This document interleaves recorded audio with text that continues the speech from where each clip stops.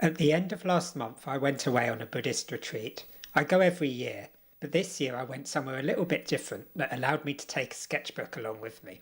I started this little sketchbook, painting at least one painting every day, sometimes two or three. I'm going to take you through it and the materials that I used to make it. My name's Alex Boone. I'm a nature journaling educator and a nature journaler, making sketchbooks all the time to celebrate nature in the UK. I teach over at naturejournalingcircle.com, where you can find loads of courses and tutorials, all there waiting for you, with some free offerings too. I hope that you'd support me by taking a little look over at naturejournalingcircle.com if you'd like to create sketchbooks like the one I'm about to show you. For those of you who've been following my work, you'll know that I'm a big fan of the Derwent Inktense. Usually I use the pencils, but on retreat I took along this little studio set instead. This is the 24 half pan studio set by Derwent. All of these are Inktense colours. I made a little colour chart at the front of the book, so you can have a look here and see the colours that are included in this set. They're quite a useful little mixture of colours, and I've got quite used to mixing with these now after using this set on and off for the last 2 or 3 years. I also had a little pencil case with me, and inside the pencil case I had these materials that you can see here. I took along a Pentel 0.9mm mechanical pencil that I used to draw out some of these drawings that you'll see in the sketchbook. Not all of them needed a pencil layer first, but sometimes when it comes to feeling confident with composition or with elements of a picture, it's useful to draw out in graphite before going on to the fine liner. I was using 2B leads for this one. I had a little clip with me to make sure that the pages didn't flap in the wind, and an eraser too. I didn't need to take a pencil sharpener because I was using a mechanical pencil. In terms of fine liners, I took along 0.1 and 0.3 size in both black and sepia. I really like this Derwent line maker.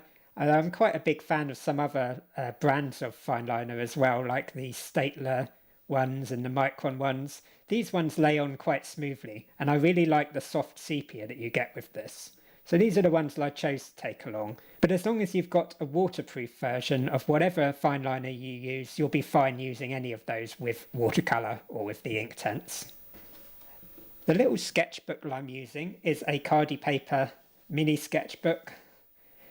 It's not too expensive, and it's just got this kind of not particularly well holding together binding. I think at some point I'm going to glue all of this into a hardback just to kind of preserve the pages, because they did start to kind of come apart a little bit here into all of these signatures. So I wasn't super happy with that, but as always with Cardi, the quality of the paper itself is absolutely wonderful.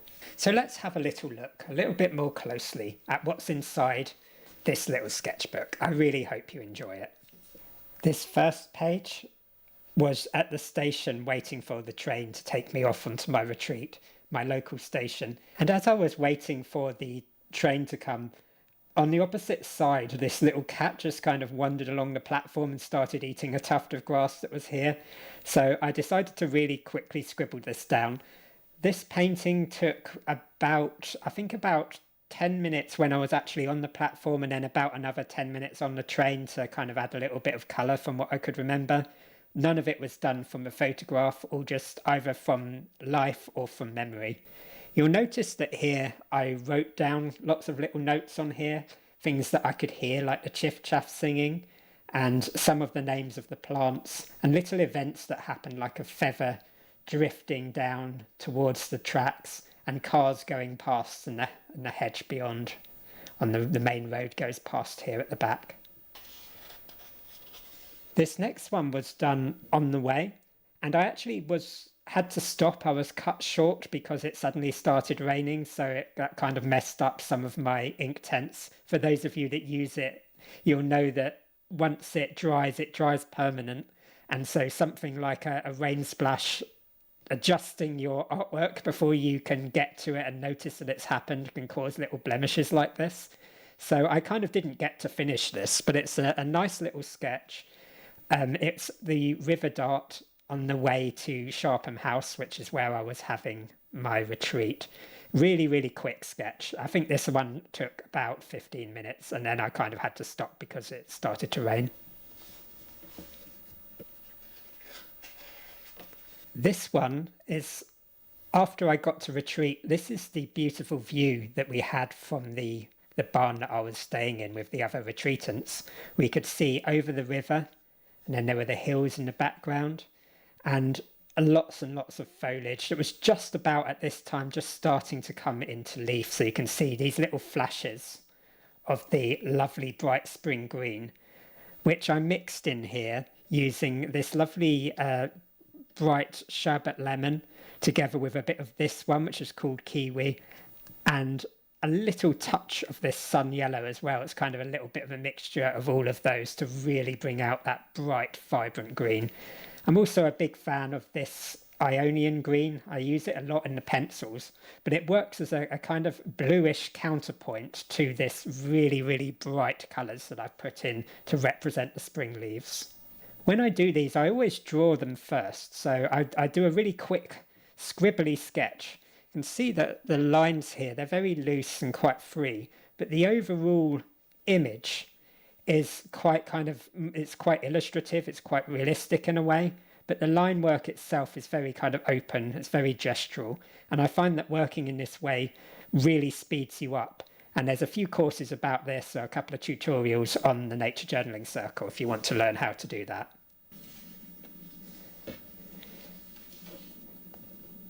I quite enjoyed doing some still lives while I was away on the retreat.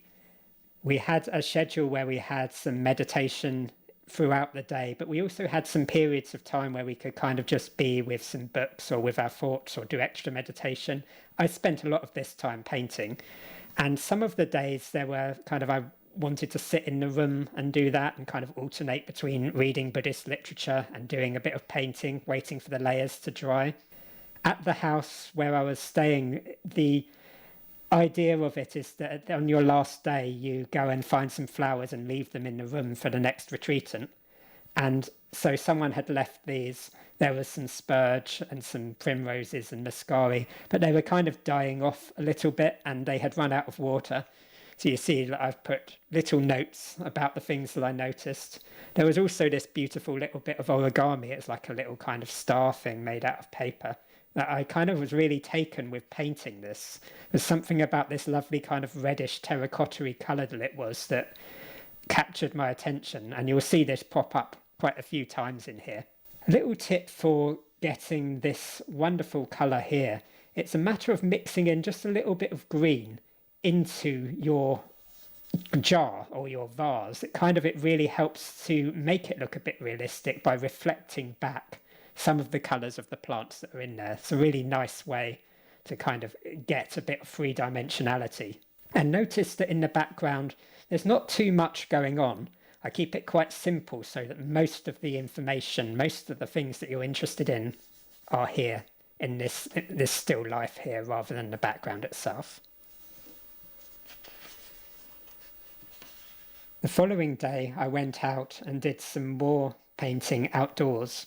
I went to a woodland clearing. I'd kind of found my way into a wonderful little patch of woodland that was full of these bright yellow celandines and primroses, and the bluebells were just about starting to come out. So I did this little drawing here, really very quick with the actual drawing, and then spent a bit of time painting in with some very, very quick colour. I also, back towards my nature journaling side, wrote down a few other things that I noticed that I couldn't really get into the picture, but gave a feel of what that day was actually like. So I really recommend that you do this in your sketchbooks, that you just write down a few notes to remind yourself of the kind of the vibe of the day, I suppose, and everything that you noticed while you were painting. After finishing this one, I still had a little bit of time. So I started working on a bit of a background for another picture and starting to paint in some more. But then again, it started to rain and I had to stop. But I still think that this is quite a nice little painting, even though it's clearly very unfinished. One of my favourite things about the retreat was there's two beautiful cats, elderly cats, that lived in the retreat centre. And this evening I spent a little bit of time sketching one of the cats, who always sat outside the meditation room and snored quite loudly while we were all meditating too. Really lovely, beautiful little cat. And it was fun to really do very quick sketches, none of them needing to be perfect, because, you know, she didn't sit perfectly still the entire time. And sometimes, you know, when animals are moving around, it's easier to have a few sketches on the go. So when they kind of move their heads, you can go to the sketch that's most like the position that they're currently in. Also, the cat was fed at the time I was sketching them, so I kind of needed to do a little bit of background, and while the cat was eating, I was able to sketch this out here. Now we're on to the next day here, and I think this one was another kind of rainy day, and so I sat at the windowsill yet again. You'll see this again, it's popped up. And also I had gathered some beautiful blossoms from blackthorn and apple trees and had brought those inside to sketch. A previous retreatant had found these sycamore seeds here, and they were sitting in this pot, so I decided to sketch it. This pot was really difficult. It had this lovely pattern on it, but I found it quite difficult to kind of, once I painted the pattern very carefully, try and paint around all of these. I tried it here on this one. You see it didn't really work very well. So in the end, I kind of just went, okay, I don't think that's going to look very nice, so I'll just kind of go ahead and cover the whole thing. And then I used a bit of the Scrim watercolor metallics when I came back. It makes it look a bit like a kind of nice gold leaf that catches the light there, because there was a gold rim on this little bowl here.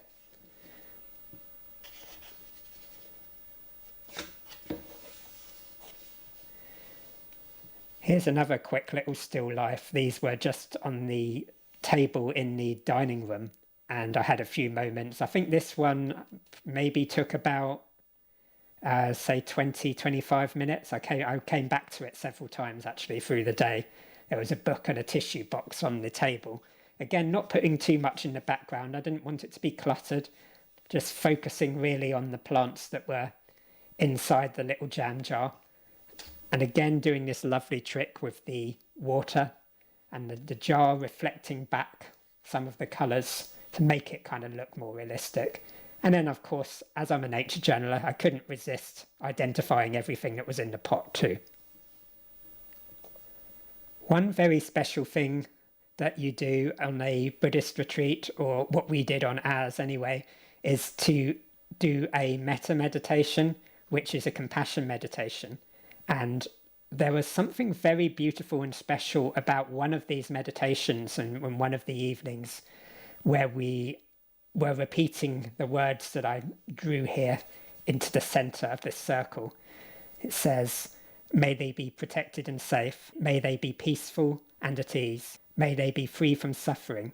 May they be loved." And we offered this to ourselves, to people in our lives, and to everybody. And there was something in this meditation, I kind of had this strange experience of seeing a lot of orange and a lot of colour. And when I came out of it, I had this image in my head that I had to create something to represent that colorscape of that meditation. This was very much in the centre of the retreat, which is really when I have the best meditation, the best kind of more strong experiences after a few days of kind of continuous rest and contemplation.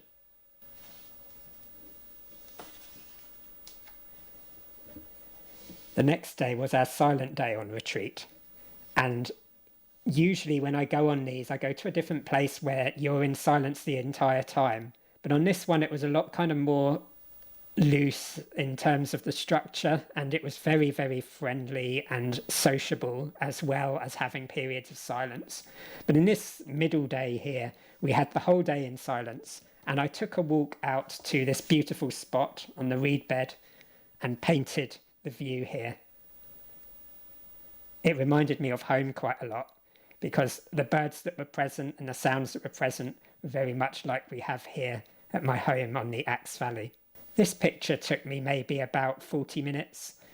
Obviously, I spent a lot more time on this one. You can see there's much more detail in the sky. I'd taken time to do several layers here and also to work into some of the details of the reeds. Lots and lots of marks being made here.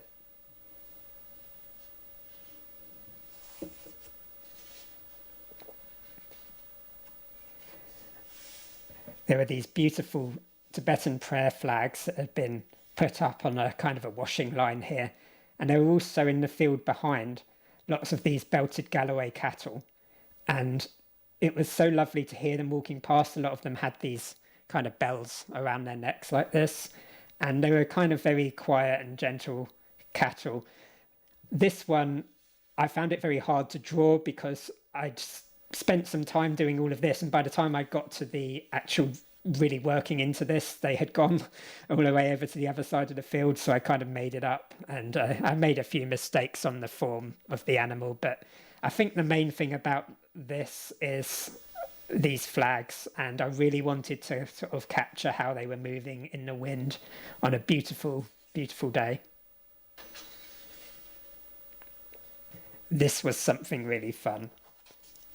I went out for a long walk and decided that I wanted to paint this cuckoo flower that was kind of out on a lawn. I went down to the river right on the far side of the big estate that we were staying on, and I saw the cuckoo flower rising up from the grass and thought, oh, I love these, I want to paint it, but I wasn't really sure that I wanted to put a background behind it. I'd kind of a bit fed up of doing long landscapes after the reed bed the day before. So I thought, okay, well, I'll fill the entire background with words and kind of make a feature of the plant standing forward from the words. Use this kind of lovely soft yellow outline to achieve that, kind of just around the form of the plant, so it sets it away from all of this text. This is the other cat that was on retreat. I was actually planning to sketch the retreat centre, the barn, on this afternoon. It was kind of late after supper, and I wanted to sketch the barn in the kind of the evening light. But as soon as I sat down, the cat decided to get into my lap, and I ended up kind of having to paint the cat instead. It was quite fun to focus all of my energy on sort of the textures in the fur. There were so many colours in here, and this is kind of a mixture of the Payne's grey, the kind of the mustardy tan, yellow ochre, and the natural brown. And I left all of the bits of myself, I left those white to create some negative space here. On the next day, I decided to do another still life because the weather was pretty bad. And so I painted the bell that we used to kind of tell everybody about different times of day. So I was on the breakfast shift. I was kind of helping to make breakfast. So after breakfast was ready, I would go and grab this bell and walk around and ring it so that everybody knew that it was breakfast time.